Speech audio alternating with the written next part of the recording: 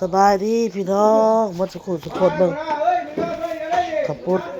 สิคนลงวัดเด้อพี่น้องเด้อเมื่อคืนสิอดก็ต้มไก่สัวก็สิโยลงพุ่นแหละวัดเอาลงเลยเด้อโฮมข้าวได้สิได้หรือสั่งเอาหนึ่งแล้วนะเอาลงหม้อนะเอาลงแล้วบอกชั่วไก่เอาลงไปชั่วอยู่พุ่นเลยพักงานเยี่ยมลงเลยเลยเอามากก็ไปพุ่นเลยหวัดสมมติได้นี่จะพุ่นมันแล้วก็มันเต็มแล้วก็ยังคำมันเต็มกันครับขึ้นมาอีกเที่ยวนึงขอขึ้นมาอีกเที่ยวนึงขึ้นมาอีกเที่ยวนึงแม่เที่ยวไปมันก็เต็มแห้งอะไรกันเต็มทั้งยังหมดเขาหาได้เลยมันจะให้เขาขึ้นมาปอกมาไม้แจ้วนึงไปเฮ็ดอยู่ลุ่มผู้บอกเฮ็ดอยู่ลุ่มหมดนะเฮ็ดเล่นคนลูกคนหมดใส่ปอกมาไม้พี่น้องไม่ต้มน้ำไม่ขาวให้แจวมาแจวสดแจวสิ้นกอกสิ้นหัวเขาลงบ่แล้วแม่นบ่นี่ก็ล่างคือล่างคือหลุดหามคนเครื่องลงไปเฮ็ดอยู่วัดพี่น้องบ่เฮ็ดอยู่เฮือนเด้อพี่น้องเด้อเฮ็ดอยู่วัดหมดหมดดีเด้อพี่น้องจิตอ้นปอกมาไม้พี่น้องแล้วก็ขอบใจประมอนกับเบอร์อ้นเนาะพี่น้องเนาะเพิ่นฝากเงินมาโมบุญนำคนละแสนประมอน100,000โอน100,000พี่น้องโอนเนาะเราโอนให้เด้อให้ข้ามให้คุณสุขภาพแข็งแรงเด้อปลาหมอนน้ำอ้นก็คือการอยู่ดีไม่แห้งเห็ดบุญเห็ดศีลน้ำบ่าวก็ได้ฝากมาน้ำเฮานี่แหละเดี๋ยวเงินน่ะเราโอนเข้าบัญชีพี่น้องเลยเป็นการแก้ทานอีกบัตรประมอนน่ะเราให้เงินสดผัดเฮาลืมกระเป๋าเงินมาตาบ่เต้เราโอนเข้าบัญชีให้แล้วเราโอนก็สิโอนเข้าบัญชีให้แม่จีดพี่น้องเลยพอดีเป็น200,000ขอบใจทั้งอ้นแล้วก็ทั้งประมอนหลายๆคนละแสนเพิ่นฝากมาหายยังลูกหายยังเอาโตนอนพอได้ตื่นมิตรว่าตื่นแล้วก็เอาลงไปส่งให้อ้นน้ำลังพออ้นสิลงไปเฮ็ดอยู่เฮ็ดกินอยู่วัดพี่น้องเต็มแล้วแม่เขามาเอาอีกเดียวเด้อโดยหัวหน้ายังสั่วกอกสั่วไก่เต็มบ่อ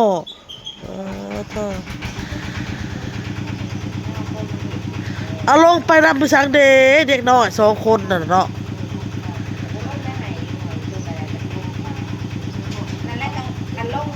เขาลงกับเมียทำต้องบอกว่ากับการเขาไปเบิ่งเขาได้ปลุกเขาปุ้ยอยู่เรื่อยก็ได้บ้านของโตเลยพี่น้องเครื่องคนมาแต่เฮือนเด้อพี่น้องเด้อเครื่องของอยู่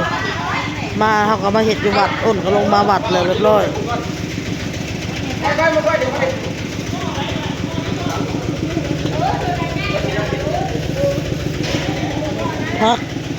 พักอันนั้น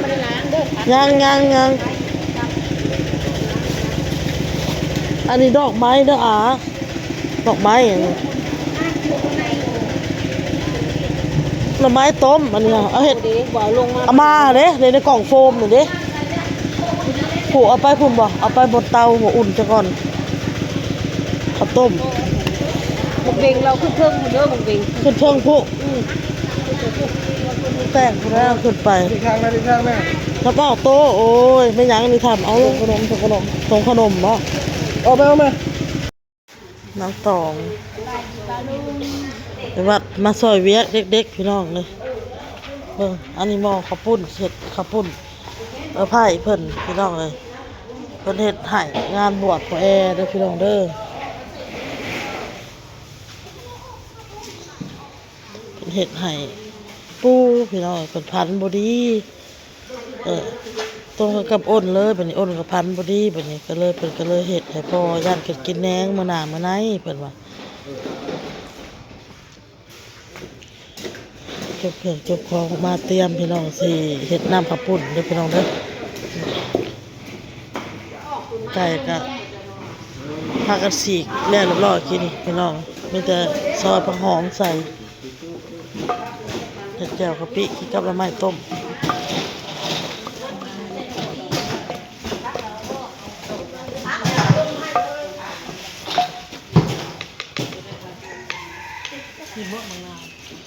นาวได้ก็จะข้นมันจะติด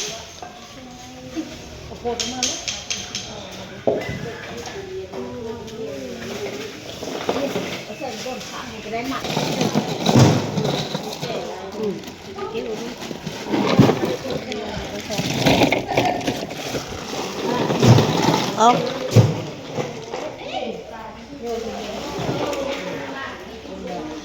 ฝนก็ตกลิ้นแย่ๆแย่ๆอยู่พี่น้องเลยฝน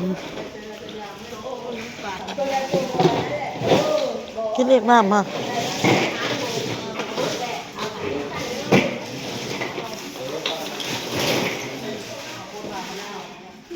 หม้อนะว่าต้มข้างในก็เบือค้างต้มไว้นี่อันนี้เตามาติด ต้มเครื่องในเสร็จแล้ว ทำไมไม่ขาด ปอกกระเทียมอะปอกกระเทียมปอกหอมแดงหนังไห่ไปนำเพราะว่าหอมแดงมันเข่าตา มันไห่อีหยังไห่น้ำหอมแดงเข่าตาเขาเอาโต้กับผมป้าโต้กับเท่าโซกผมโอ้ก็เช็ดยาทางมา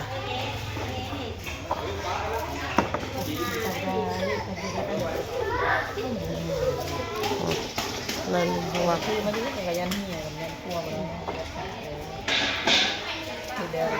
ข้าวนักจุ่มเลยพี่น้องไม่ทำ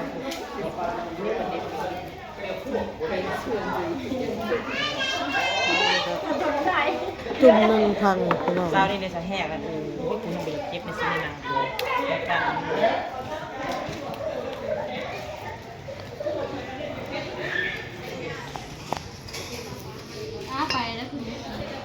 บ่ไปเด้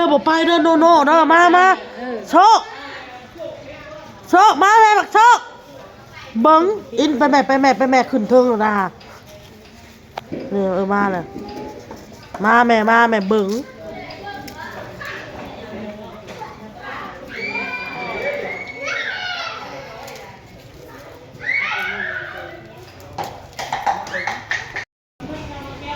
คุณน้องเลยดีไปคุณน้องเด้อ ยิ้มไหลยิ้มซีมง่ายนี่เองแม่ให้มาเห็นอีกคำว่าจะดูเสียง เอ๊ะหอมแดง พวกซีมเขาชอบนะ เอ๊ะ เสียง ก็เล่นกันลูกปะ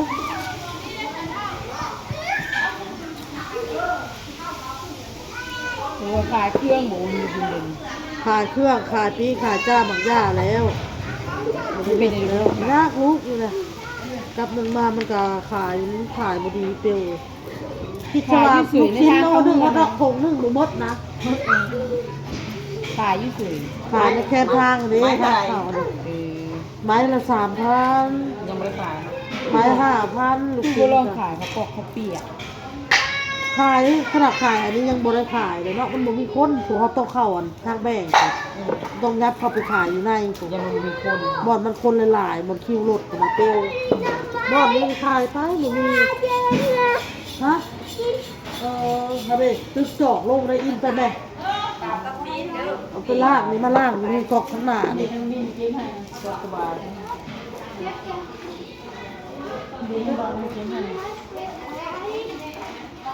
ใครกอกบ่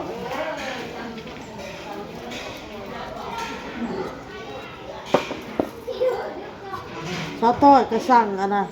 สั่งให้อ้นเอาอันบัวมาพี่น้องดอกบัวอยู่ในอันเฮือนอ้นก็ลืมผักลืมแหน่มันเอามาให้กัน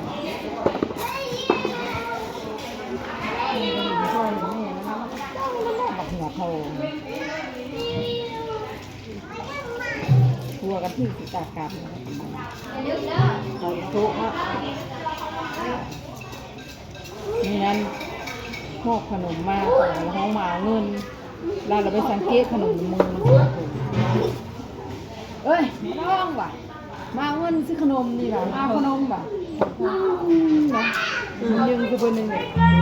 มีระยะและสร้างไว้ขนาดวันนี้แล้วเรามาโคกินเนี่ยมั้ยไม่กิน หัวทองนะ อย่าเล่นหัวทอง เนื้อลิ้นเราเป็นลิ้น ผ เรา ม เป็ มัน นติดสีเท่าเลยนะพลังตั้งแต่ยังน้อยเอาเนาะมีมันติดสีเท่า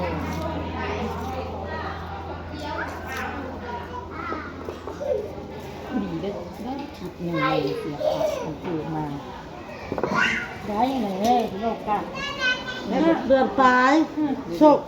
โชคได้เดือนปลายแม่มันเสีย ปิ้นหน้ากับผู้หนูเลย ค่ะ ก็เอาขึ้นสู่เลย ใช่เลย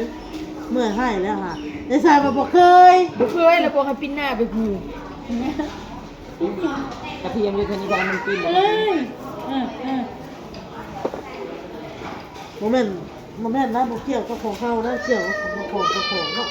เข้าตา เคยทำอะไร เกี่ยวเลยทางหน้าและปิ่น เห็นเวียกับจีนมากกับเต้าทุเรศปีมาบ่เคยแซ่บตา บุเคยแซ่บไปดีได้ปอกเดียวกันเขาไม่ได้แซ่บดีเดี๋ยวนี้เป็นเพียงก็ได้นั่งตั้งแล้วก็ปอกในนี่หาไม่ได้แซ่บเลยเอ๋ทั้งลูกแบบทั่งไปในนี้เนาะ โอ้เห็นลูกปั๊บเปิ้ลไปเล่นปะลูกไปเล่นน้ำโชคเนาะ ปอกเป็นเป่า บางอย่างเป็นตีนสุกรนี่ ให้ไปดับให้ไปดับแซ่บตาไปดับทีมงาน ไม่ได้เห็นนะคะ นี่จะโคตรเกินไปสีงามๆด้วยพี่น้องโอ้เท่าโซ่พี่น้องเอาโต้ ใช่ไหมยัง ยังกำลังแล้วฟังนะ เขานั่งในกระตั้งนะคะเอามือลงมีน้ำโตเอานะบัวบักกระเทียม ขนาดเราบริปอกเราก็ยังสิให้นะคะ โซยไปโปะค่ะ เอาไปเลยพี่น้องคลิปนี้ปอกคลิปหนานะพี่น้องสบายดีบ๊ายบาย